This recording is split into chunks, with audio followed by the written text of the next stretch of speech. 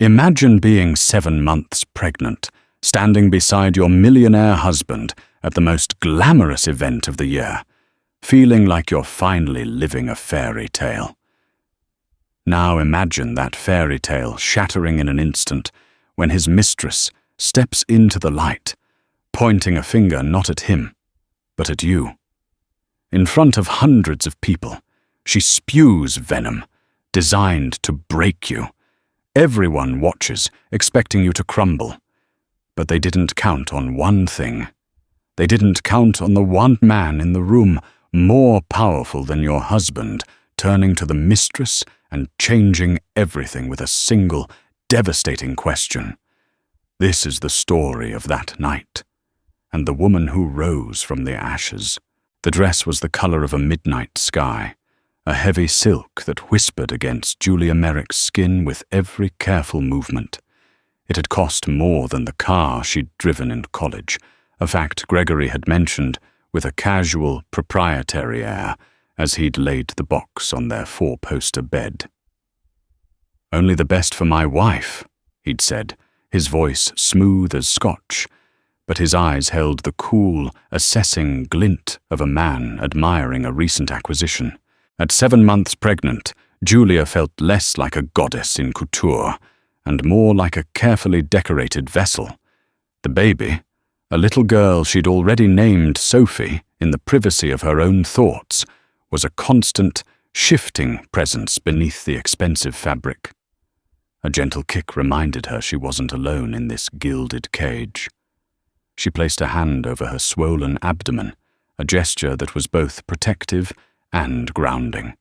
Their penthouse apartment overlooked the sprawling, glittering expanse of downtown Chicago. From this height, the city looked like a carpet of diamonds thrown over black velvet. It was beautiful, sterile, and impossibly far away. Just like her life had become. Gregory Merrick, Greg to his world, was a man forged in the fires of ambition and old money. He hadn't just inherited his empire, he had doubled its worth through ruthless acquisitions and an almost predatory instinct for market shifts at his firm, Merrick Capital. He moved through the world with an unshakable confidence that bordered on arrogance, a magnetism that drew people in and a coldness that kept them at a calculated distance. Julia had once been captivated by that magnetism. He'd pursued her with the same single-minded focus he applied to a corporate takeover, showering her with attention, making her feel like the sole object of his universe. She, a quiet art gallery curator, with a love for impressionist paintings and rainy afternoons, had been swept away. Now, 2 years into their marriage, the vibrant colors of their courtship had faded into muted, polite grays. The grand gestures remained, the lavish gifts, the surprise trips to places she'd only dreamed of, but they felt like payments, transactions to maintain the illusion of a perfect marriage. The intimacy had been replaced by a quiet, gnawing loneliness. "Are you ready, darling?" Greg's voice echoed from the marble foyer. He appeared in the bedroom doorway, a vision of tailored perfection in his tuxedo. His dark hair was impeccably styled, and his cufflinks, small platinum knots, glinted under the recessed lighting. He was, by any measure, a breathtakingly handsome man. But when he looked at her, his smile didn't quite reach his eyes. "Almost," she said, forcing a brightness into her tone that she didn't feel. "Just putting on my shoes." He walked over, his gaze sweeping over her. "The dress is perfect, elegant, understated." He paused, his eyes lingering on her baby bump. "It does a good job." The words hung in the air, heavy and sharp. "It does a good job." As if her pregnancy were an unsightly flaw to be cleverly concealed. The baby kicked again, harder this time, as if in protest. Julia bit the inside of her cheek. This was the Gregory she now knew, a man obsessed with image, with perfection, Her changing body was an unwelcome deviation from the flawless aesthetic he curated for his life. "I'll be right out," she murmured, turning away to hide the flicker of pain in her eyes. He didn't seem to notice. "Don't be long. The Merrick Foundation gala waits for no one, not even the guest of honor's pregnant wife." He winked, but it was a gesture devoid of warmth, a mechanical twitch. Then he was gone. Alone again, Julia sat on the edge of the bed and looked at the woman in the full-length mirror. She saw the designer dress, the professionally styled hair, the diamond earrings that were a push present Greg had given her months early. She saw the perfect picture of a billionaire's wife. But beneath it all, she saw the fear. It had started as a faint whisper of suspicion months ago. Late-night meetings that left his clothes smelling faintly of a perfume that wasn't hers, a heady, musky scent, so different from her own light, floral one. The second phone that he kept locked, which he claimed was purely for sensitive international business. The way his eyes would sometimes glaze over when she spoke, as if he were listening to a conversation far away. She had tried to dismiss it as paranoia, the anxieties of pregnancy. She had tried to believe in the man she married, but the signs were becoming a deafening roar. Last week, she'd seen a credit card statement he'd left on his desk, a charge for a suite at the Elysian Hotel, a hotel they never stayed at, on a night he was supposedly on a red-eye to London, and below it, a charge from a boutique called Siren's Call, a lingerie shop known for its daring, provocative pieces. The betrayal was a physical ache in her chest, sharp and cold. Yet she'd said nothing. What could she say? Accusing Gregory Merrick was like accusing the sun of being too bright. He would turn it back on her, his voice laced with disappointment, calling her hysterical, ungrateful, hormonal. He would make her feel small and foolish. The power imbalance was a chasm between them. He held all the cards, the money, the influence, the narrative. She was just a supporting character in his story, and he wouldn't tolerate her trying to rewrite the script. So she put on the brave face. She played the part. Tonight, at the Merrick Foundation's annual charity gala, the pinnacle of the city's social calendar, she would stand by his side and smile. She would be the perfect, adoring wife. She slipped on her low, sensible heels, took one last deep breath, and walked out to join her husband. As she stepped into the foyer, the scent of his cologne mingled with the cold, sterile air of their home. It smelled of power, of secrets, and of a promise on the verge of breaking. The Starlight Ballroom at the Drake Hotel was a masterpiece of old-world opulence. Crystal chandeliers, each the size of a small car, dripped light onto a sea of Chicago's elite. The air hummed with the sound of clinking champagne flutes, discreet laughter, and the lush melodies of a string quartet tucked into a gilded alcove.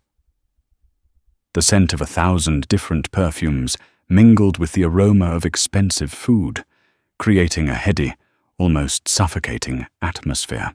Gregory navigated the room with the ease of a king in his court. His hand rested on the small of Julia's back, a gesture that looked possessive and proud to outsiders. But to her, it felt like a brand, a claim.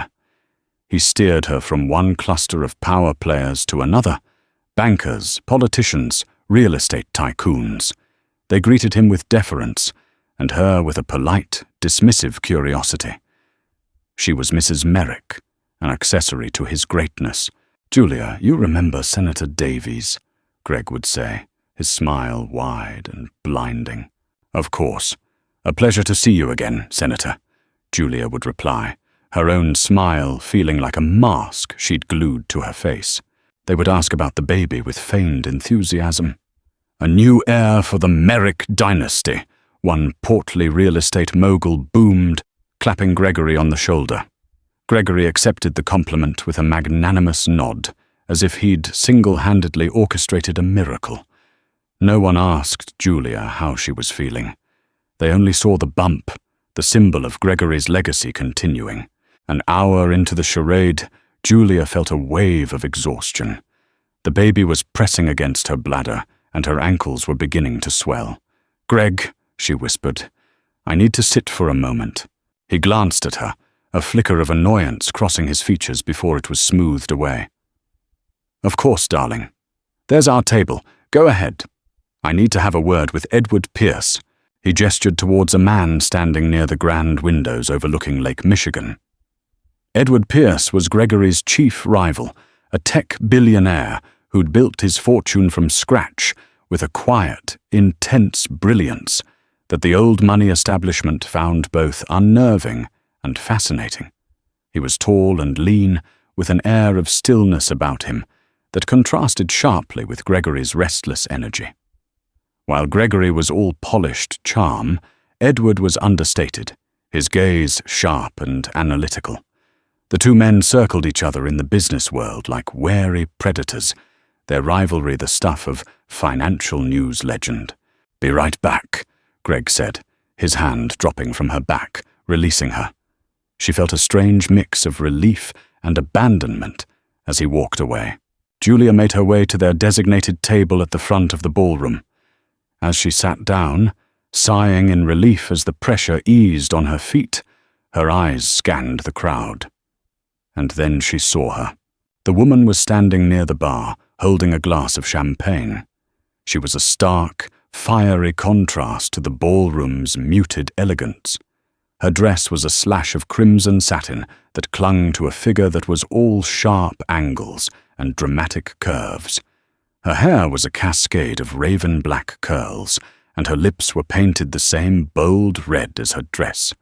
She laughed, a throaty, confident sound that cut through the polite murmur of the room, and as she turned her head, Julia's blood ran cold.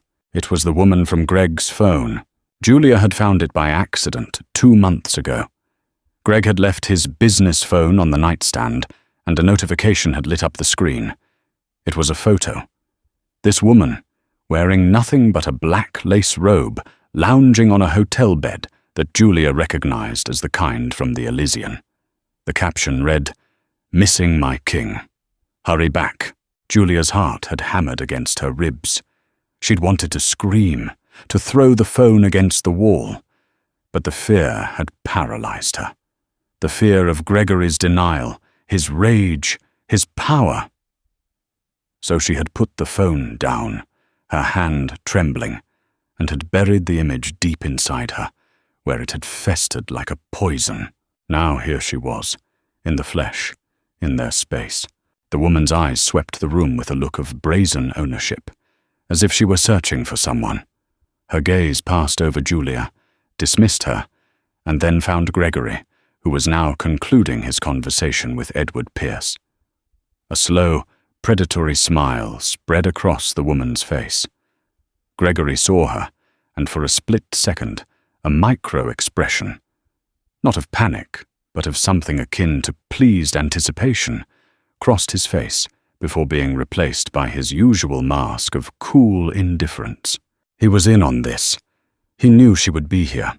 The realization hit Julia with the force of a physical blow. This wasn't a mistake or a coincidence. This was a performance, a power play, and she was the unwitting audience. Her breath hitched. The room suddenly felt airless, the chatter and music a meaningless drone. She watched as the woman in red began to move, gliding through the crowd with a sinuous, deliberate grace. She wasn't heading for Gregory. She was heading directly for their table, directly for Julia. Every instinct screamed at Julia to run, to flee, to escape the impending humiliation, but her legs felt like lead. She was pinned to her chair by the weight of her own shock and the crushing reality of her husband's betrayal. She was a prop, and the main act was about to begin. Her gaze darted back to Gregory. He was watching, a faint, almost imperceptible smirk on his lips. He wasn't going to stop this. He was going to enjoy it. The woman in red moved like a panther, her crimson dress a river of silk, parting the sea of black tuxedos and jewel-toned gowns.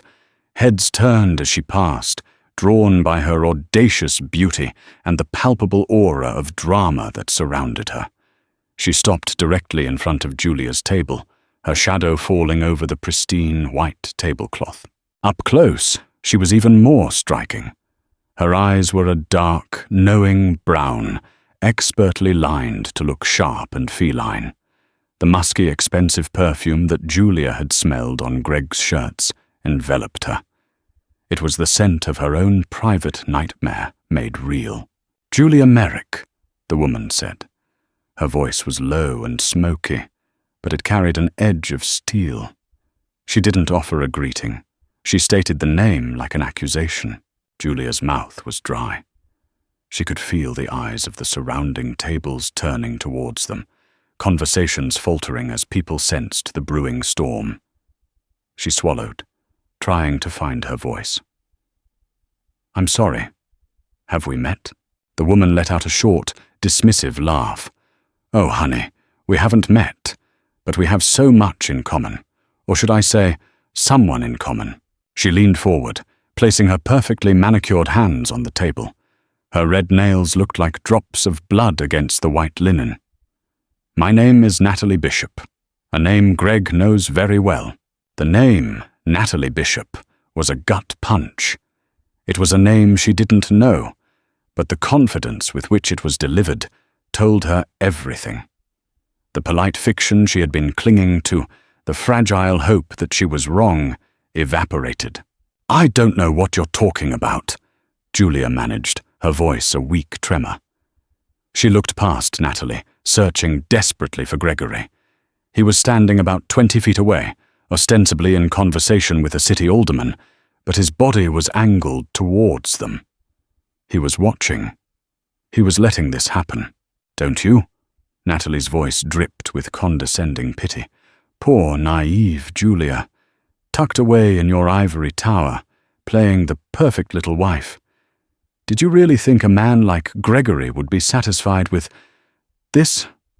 She gestured vaguely at Julia, her eyes flicking dismissively over Julia's pregnant form. The insult was so blatant, so cruel, that a wave of heat washed over Julia's face. The humiliation was a physical entity, crawling up her neck. "You see," Natalie continued, her voice rising just enough to draw in more listeners, "a man like Gregory needs fire, passion, a woman who challenges him, who excites him. Not a complacent incubator. The word was a poisoned dart, and it found its mark deep in Julia's heart. She instinctively wrapped her arms around her belly, a shield for her and her unborn child against the venom being sprayed at them. "You need to leave," Julia said, her voice shaking, but gaining a sliver of strength from a surge of protective maternal rage. Natalie ignored her, her performance escalating. "He comes to me when he's tired of the quiet domesticity. He comes to me for life, for excitement. He tells me everything. He tells me how he's bored, how he feels trapped, how this whole perfect family image is just for the board of directors." Every word was a calculated strike, designed to dismantle Julia's world piece by piece in the most public way imaginable. The murmuring in the ballroom had ceased. A thick, expectant silence had fallen. The string quartet had faltered into silence. Everyone was watching the spectacle. It was better than any auction item or keynote speech. "And this," Natalie said, her voice softening into a tone of mock sympathy as she looked directly at Julia's stomach, "was the final nail in the coffin. A ball and chain he never really wanted. He told me.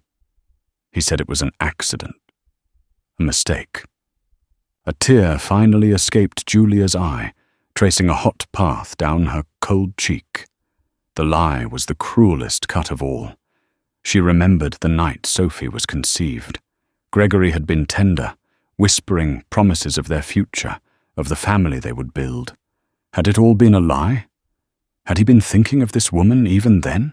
"So I want you to know," Natalie said, reaching the crescendo of her speech, her voice ringing with triumph. "When he leaves your bed and comes to mine, when he's holding me, he's escaping you. You may have his name, you may be carrying his child, but you will never, ever have his heart. That belongs to me." She stood back, a smug, victorious smile on her face, soaking in her moment. She had done it. She had publicly shamed the wife, staked her claim, and asserted her dominance. In her mind, the battle was won. Julia felt hollowed out, a fragile shell. The eyes of 100 strangers were on her, a mixture of pity, morbid curiosity, and contempt. She felt stripped bare, her deepest pain laid out for public consumption. She looked again at Gregory. He was no longer smirking.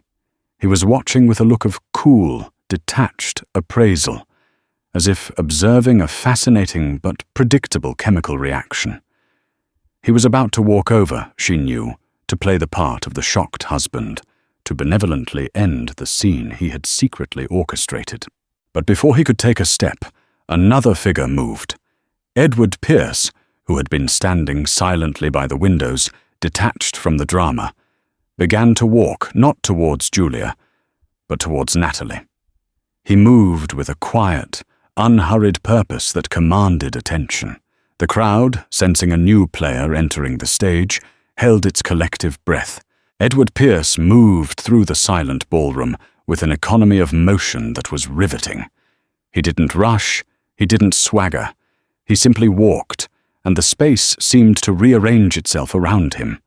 He bypassed Julia's table, his gaze fixed solely on Natalie Bishop, who was still basking in the afterglow of her public detonation.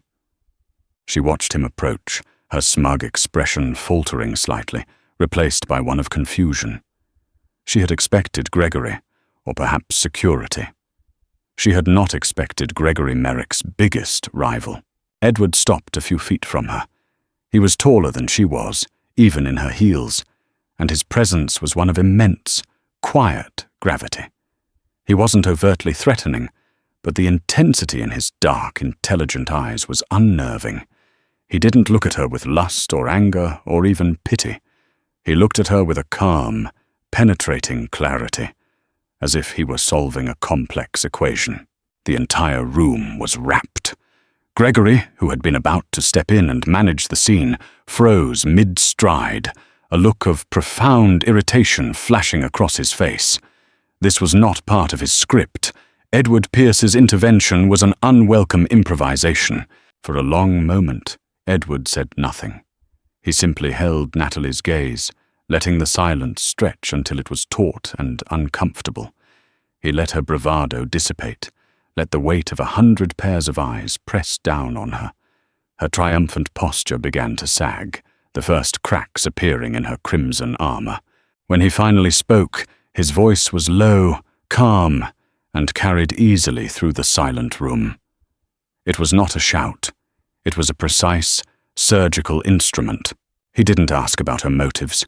He didn't call her names or moralize. He looked at her, then gave a brief, almost imperceptible glance towards Gregory, who stood frozen like a statue, and then his eyes returned to Natalie. He asked her one question. "He promised you everything, didn't he?" The question was so simple, so unexpected, that Natalie blinked. It wasn't an attack.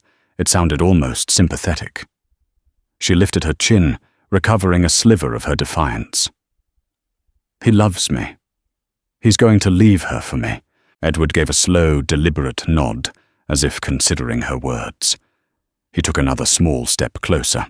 "He promised you the world," he affirmed softly. "The money, the trips, the status. He promised that one day you'd be the one on his arm at events like this. He promised you'd be the one with the ring and the penthouse and the respect." He paused, letting his words paint the very picture of the fantasy she was clinging to. He made it real, tangible, before he shattered it. His eyes, sharp and unflinching, bored into hers. "But did he ever promise you his name?" The final 4 words landed like stones in the dead silence. "Did he ever promise you his name?" The question was a masterpiece of psychological destruction. It didn't challenge her claim on Gregory's heart. It bypassed the emotional argument entirely and went straight for the cold, hard currency of their world: legacy, status, and legal standing. The name. Merrick. The name on the foundation, the buildings, the stock certificates.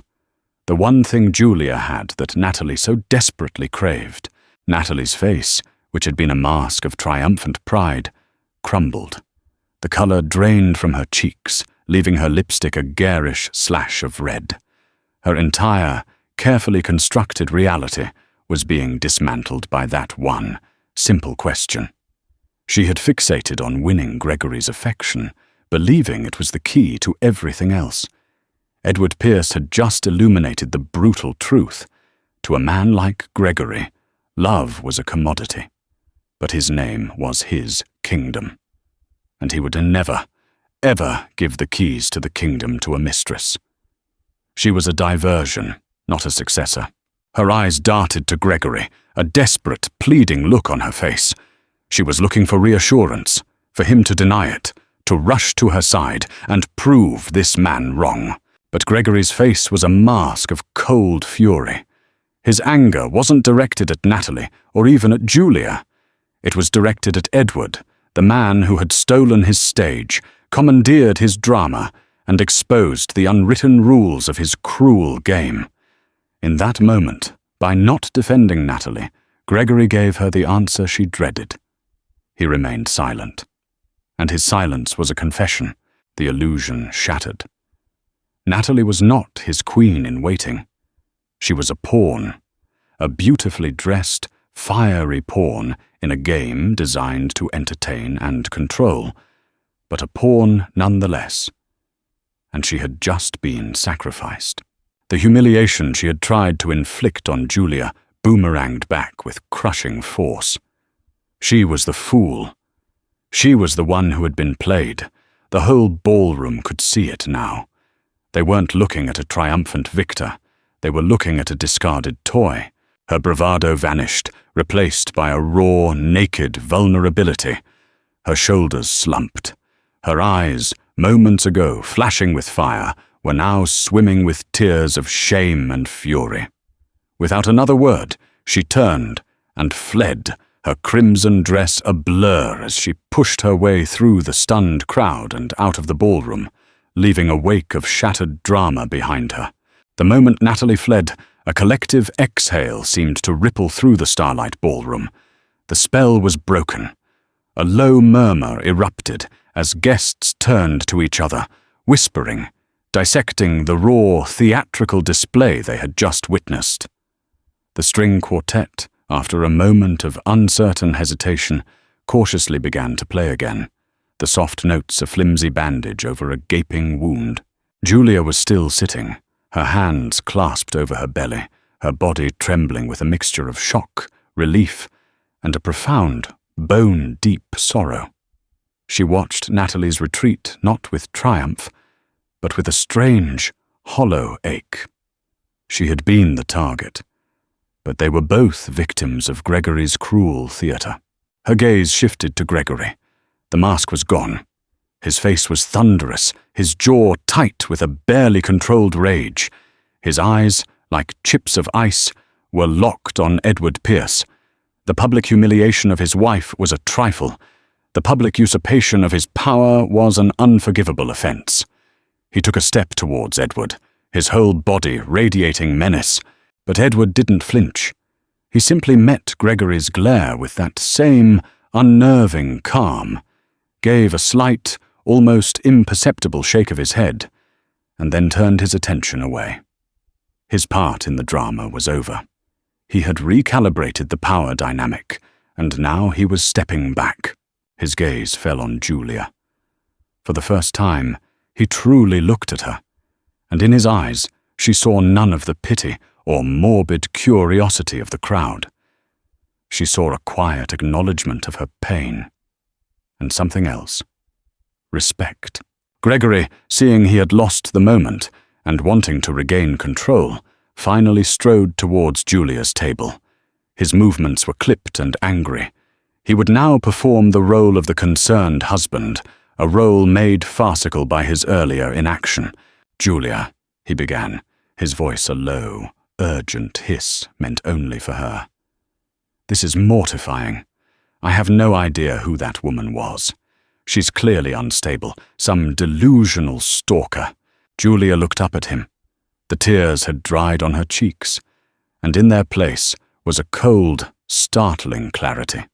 The fog of denial she had lived in for so long had been violently blown away. She saw him. Not the charming man she had married, not the powerful tycoon, but a hollow man, a puppeteer who had lost control of his strings. "Don't," she said, her voice quiet but firm, cutting through his lie. "Just don't, Greg." His eyes narrowed. "What are you talking about? We need to present a united front. We will have security escort her from the premises, if she hasn't already left, and release a statement about harassment. This can be managed." Managed. The word was so clinical, so Gregory.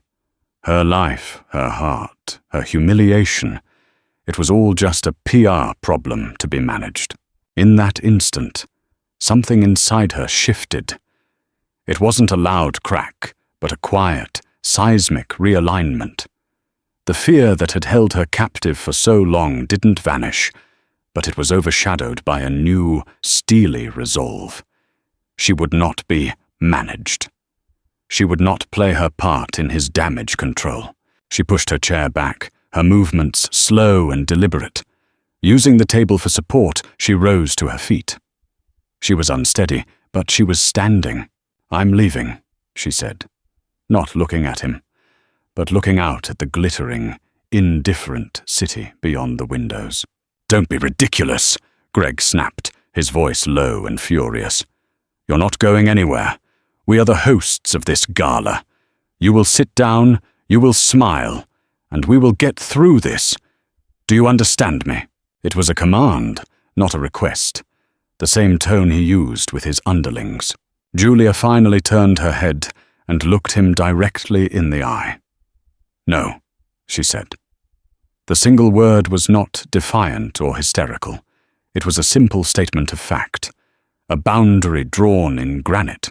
Before Gregory could react, before his fury could erupt, a quiet presence was at her side. Edward Pierce had moved from his position by the window.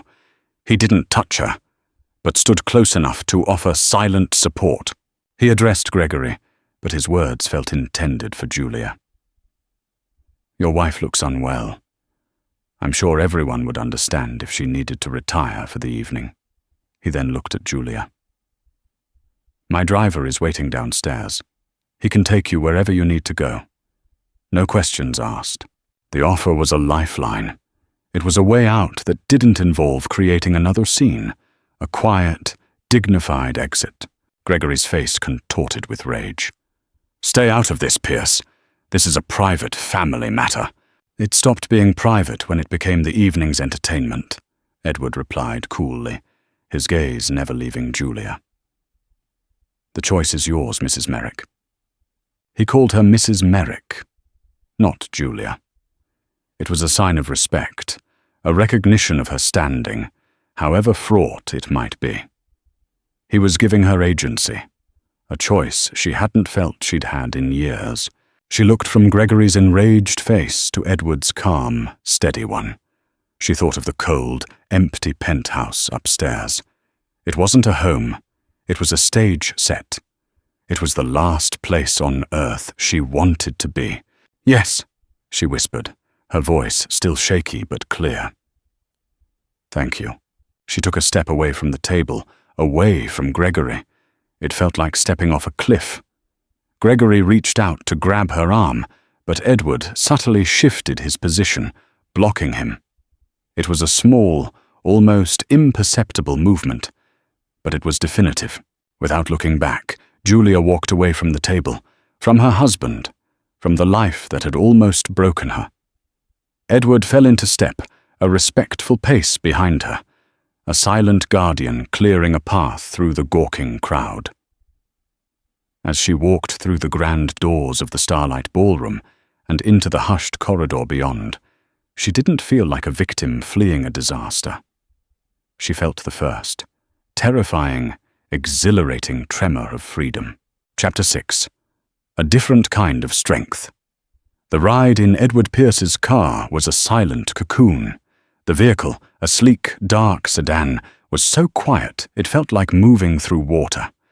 The city lights slid past the tinted windows, blurred streaks of gold and white.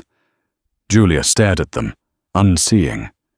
She didn't know where she was going, only what she was leaving behind. Edward had instructed his driver, a discreet man named Arthur, to simply drive. He had gotten in the front passenger seat, leaving the entire cavernous back seat to her. It was another gesture of respect, giving her space when she needed it most. After 10 minutes of silence, he spoke, his voice calm and even, not turning to look at her. "Is there a friend's place I can have Arthur take you? A family member?" The question brought the logistical reality of her situation crashing down. Her family was in Oregon, a world away. Her friends in Chicago, they were mostly couple friends, people she knew through Gregory. Calling them would mean explaining, reliving the humiliation, and inevitably, they would side with the power and influence Gregory commanded. I have one friend," she said, her voice raspy. "From before Greg." Her name was Tessa, a fiery, no-nonsense artist she'd worked with at the gallery. They had drifted apart after Julia's marriage, not from any falling out, but because their worlds had become so different. Tessa lived in a small, cluttered apartment in Wicker Park, surrounded by paint-splattered canvases and half-finished sculptures. It was a world away from the sterile perfection of the penthouse. It was real. She gave Edward the address. He relayed it to Arthur, and the car changed course. "Thank you," Julia said, the words feeling inadequate. For helping me. Anyone with a shred of decency would have done the same," he replied simply. "What Gregory did tonight, what he allowed to happen, was unforgivable." He paused. "For what it's worth, I don't believe for a second that your child was a mistake. I saw his face when that mogul called the baby the new heir. That's all he sees, a legacy. He was angry tonight, not because you were hurt, but because his asset was tarnished. His words were blunt, but they were true." Hearing the truth spoken aloud by someone else was strangely liberating. It validated the ugly reality she had been trying to deny. When they arrived at Tessa's brick walk-up building, Edward got out of the car with her. Arthur remained behind the wheel. "Are you sure you'll be all right?" he asked, his expression one of genuine concern. "Yes," Julia said, finding a sliver of confidence. "Tessa's a good friend." He reached into his jacket and pulled out a simple, elegant business card. It held only his name, a phone number, and an email address. "If you need anything, a lawyer, a financial advisor, anything at all, call this number. It's my personal line. Gregory will try to crush you with his resources. You need to be prepared to fight back with your own." She took the card, her fingers closing around the thick, expensive paper. It felt like a weapon. "Why are you doing this?" she asked, genuinely curious. "You and Gregory are rivals. A flicker of something, a memory, a hint of old anger crossed his face. Let's just say I have my own reasons for disliking how Gregory Merrick conducts his business and his life." He gave her a small, reassuring nod. "Get some rest, Mrs. Merrick." He used her formal name again, and she realized it was his way of reminding her of her own power, her legal standing in the battle to come. He got back in the car, and it pulled away silently into the night. Tessa opened the door on the second knock, her face a mixture of shock and confusion. She was wearing paint-stained overalls, and her fiery red hair was piled messily on top of her head. When she saw Julia, in her ruined silk gown, her face pale and tear-streaked, her expression softened immediately into one of pure concern.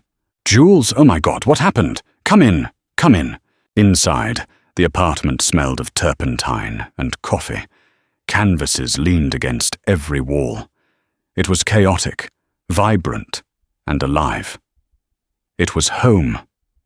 The moment the door closed behind her, Julia's carefully held composure shattered, and she collapsed into Tessa's arms, sobbing. Over the next few hours, fueled by chamomile tea and mismatched mugs, the whole story tumbled out. The suspicions, the loneliness, the gala, the woman in red, Gregory's cruelty, and Edward Pierce's strange, quiet intervention. Tessa listened without interruption, her expression growing harder and more furious with every word. "That absolute bastard!" Tessa snarled when Julia finished, pacing the small living room like a caged tiger. "That narcissistic, manipulative monster! An incubator! I swear to God, Jules, I will personally go slash the tires on his precious Bentley." Julia managed a weak, watery smile. "Please don't. He'd probably sue the paint off your walls." "Let him try," Tessa said, her fierce loyalty a balm on Julia's wounded spirit. "You're staying here, for as long as you need. We'll figure this out." The next few days were a blur of exhaustion and processing. Julia slept on Tessa's lumpy but comfortable sofa bed, waking up to the smell of coffee instead of the oppressive silence of the penthouse. She traded her designer clothes for Tessa's old, soft sweatpants. She started to feel like herself again, or at least a version of herself she had forgotten existed. The psychological conflict raged within her. Part of her was terrified. Gregory had started calling, his initial voicemails feigning concern, which then morphed into angry demands, and finally into cold, threatening promises of what would happen if she didn't come to her senses. He texted her articles about parental rights, subtle threats about her fitness as a mother. He was trying to intimidate her, to leverage her pregnancy against her. But another part of her was solidifying. The maternal instinct that had made her shield her belly from Natalie's words was now fueling a different kind of strength. This wasn't just about her anymore. It was about Sophie. She would not raise her daughter in that cold, loveless house. She would not let her child be seen as a mere asset or a legacy. On the third day, she took out Edward Pierce's card. Her hand trembled as she dialed the number. A part of her still felt like the meek, controlled wife, undeserving of such a powerful ally. But she pushed the feeling down. She wasn't that woman anymore. The phone was answered on the second ring. "Pierce." His voice was crisp and immediate. "Mr. Pierce, it's Julia Merrick." "Julia," he said, his voice softening slightly. "I was hoping you'd call. How are you?" "I'm ready to fight," she said, the words tasting new and powerful in her mouth. "You mentioned a lawyer. I have the best matrimonial lawyer in the state on standby," he replied without hesitation. "Her name is Meredith Shaw. She specializes in high-conflict, high-asset divorces. She's tough, she's discreet, and she fears no one, least of all Gregory Merrick. I'll have her contact you within the hour." A wave of relief, so profound it made her dizzy, washed over Julia. For the first time, she felt like she wasn't just reacting. She was taking action. She was building her own army. The gilded cage was behind her, and ahead was a battle she was finally ready to wage. Meredith Shaw was exactly as Edward Pierce had described her. She was a woman in her 50s, with sharp, intelligent eyes, a no-nonsense demeanor, and a mind like a steel trap. She met Julia and Tessa at a discreet coffee shop far from the downtown core, dressed in a power suit that seemed to radiate competence. She listened to Julia's story, her expression unreadable, occasionally making notes on a legal pad. When Julia finished, Meredith closed her pen with a decisive click. "Classic narcissistic playbook," she stated, her voice devoid of sentiment. "Public image is paramount. Control is the objective." He orchestrated that entire scene at the gala, not just to humiliate you, but to gauge your reaction, to reinforce his power over both you and his mistress. It backfired because of Mr. Pierce's intervention, which has made him unpredictable and, therefore, more dangerous. Julia felt a chill. What does he want now? "He wants you back under his control," Meredith said plainly. "He'll start with threats, then move to promises, then back to threats. He will try to paint you as an unstable, hormonal, unfit mother. Our job is to document everything and build a case that proves he is the one creating a toxic environment for the child." The strategy was set. Meredith's team immediately filed for legal separation and a temporary restraining order, citing emotional distress and creating a hostile environment. Gregory, as predicted, retaliated. His legal team, a phalanx of corporate litigators unused to the nuances of family law, fired back with motions demanding Julia submit to a psychological evaluation. They leaked sanitized stories to gossip columns about their concern for Julia's erratic behavior. It was a war fought not in trenches, but in court filings and press releases. Gregory was leveraging his immense wealth to drown her in legal paperwork, hoping to exhaust and intimidate her into submission. But he hadn't counted on two things: Julia's newfound resolve and Edward Pierce's quiet, formidable backing. Every time Gregory's lawyers filed a motion, Meredith Shaw had a counter-motion ready within hours. The resources were evenly matched. The turning point, however, came from an unexpected source. Natalie Bishop. After her public humiliation, Natalie had vanished. Gregory had cut her off completely, treating her as collateral damage. She was locked out of the hotel suite he'd paid for. Her calls went unanswered, and the lavish allowance that had funded her lifestyle was gone. She had been discarded with the same cold efficiency he applied to a failed business venture. The love she thought she'd had, the future she'd been promised, it had all been a lie. Her fury, once directed at Julia, now had a new, singular target: Gregory Merrick. It was Tessa, with her artist world connections, who found her. Natalie was staying with a cousin in a cramped apartment in Cicero, a stark contrast to the luxury she was accustomed to. She was broken, angry, and vengeful.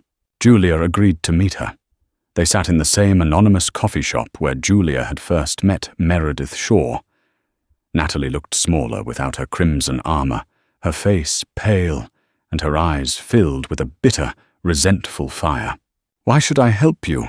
Natalie spat, her voice laced with venom. "You still have everything." "I have nothing, Natalie," Julia said, her voice gentle but firm. "I'm sleeping on a friend's couch. My husband is trying to prove I'm insane so he can take my child away. The everything you see was an illusion. For both of us." She leaned forward. "He played us against each other.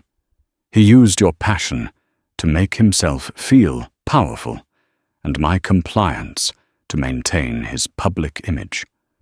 We were just two sides of the same coin for him. As long as we're fighting each other, he wins."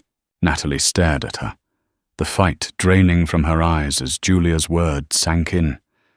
She saw the truth in them. "What do you want?" Natalie asked, her voice barely a whisper.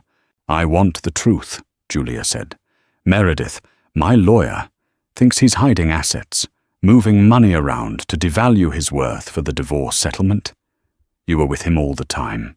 You saw his business phone. You heard his conversations. Did you ever see anything? Hear anything?" A slow, dangerous smile touched Natalie's lips for the first time. It was the smile of a woman with nothing left to lose. "Hiding assets is the least of it," she said. "He's not just a bastard in his personal life. He's a crook." Natalie became their secret weapon. She provided Meredith Shaw with a treasure trove of information. Names, dates, offshore account numbers she'd glimpsed on his laptop. Details of a shell corporation he'd set up to launder money from a shady real estate deal. A deal he'd cut Edward Pierce out of years ago, which explained Edward's personal animosity.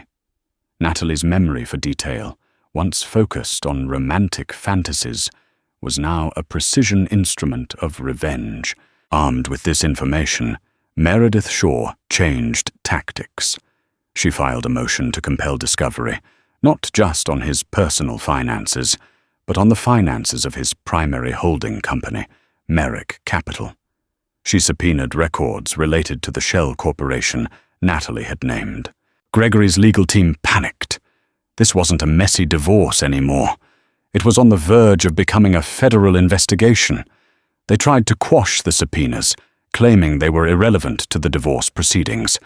But Meredith argued masterfully that any fraudulent activity directly impacted the marital estate and thus was entirely relevant. The judge, a stern woman with no patience for the games of the rich, agreed. The empire began to collapse. The threat of a full-blown financial audit and the potential for criminal charges was a cannonball to the bow of Gregory's carefully constructed ship. The board of directors at Merrick Capital, catching wind of the potential scandal, called an emergency meeting. The pristine image of the firm was cracking, and the stock price began to dip. The power dynamic had not just flipped, it had been completely inverted. Gregory, the master of control, was losing it on all fronts. He was no longer the predator. He was the prey. Faced with financial ruin and the very real possibility of prison, Gregory Merrick capitulated. The fight went out of him, replaced by the desperate pragmatism of a cornered animal. His lawyers called Meredith Shaw with an offer of surrender. The settlement was beyond anything Julia could have imagined. It wasn't just a generous divorce package, it was hush money. He signed over the deed to a beautiful brownstone in Lincoln Park that Julia had always secretly admired, a place with a garden for Sophie to play in. He established an irrevocable trust for the child that would make her independently wealthy for life, and he agreed to a lump sum payment to Julia that would ensure she would never have to worry about money again. In return, the motion to compel discovery on his business dealings would be withdrawn. The evidence Natalie had provided would remain sealed. Julia agreed. Her goal was never to destroy him, only to secure her freedom and her daughter's future. She wanted to build a life, not tear one down. She met him one last time in the sterile conference room of Meredith's law office to sign the final papers. He looked diminished. The arrogant confidence was gone, replaced by a weary, hollowed-out resentment. He had lost weight, and there were dark circles under his eyes. "You've won, Julia," he said, his voice flat as he scribbled his name on the documents. "I hope you're happy." Julia looked at him, not with hatred or triumph, but with a distant, detached pity. This was never about winning, Greg. It was about escaping. I'm happy because I'm free. I'm happy because my daughter will be raised in a home filled with love, not transactions. He flinched at the word transactions, a sign that, perhaps, a sliver of her words had gotten through his armor. He didn't say anything else. He signed the last page, stood up, and left the room without a backward glance. The door closed on that chapter of her life forever. Redemption came in strange forms. Natalie Bishop, using a portion of the consulting fee Meredith had arranged for her, left Chicago. She sent Julia a short, unsigned postcard from Arizona a few months later. It just said, "Thank you." I'm painting again." Julia smiled. Perhaps Natalie had found her own kind of freedom, away from the world of men like Gregory. Edward Pierce remained a quiet, steadfast presence in the background. He never once overstepped, never once made a romantic overture. He sent a ridiculously extravagant baby gift when Sophie was born, a first edition of Goodnight Moon, with a simple card that read, "To new beginnings." He became a friend, an ally, someone Julia could call for advice or just to talk. Their relationship was built on a foundation of mutual respect, with the quiet, unstated possibility of something more in a future that was not yet written. Months later, Julia stood in the sun-drenched living room of her new home. The walls were painted a warm, buttery yellow, and the air smelled of lemon polish and fresh flowers. 7-month-old Sophie was sleeping peacefully in her bassinet, her tiny chest rising and falling in a steady rhythm. Outside, the sounds of a vibrant neighborhood replaced the sterile silence of the penthouse. She walked over to the window and looked out at the tree-lined street.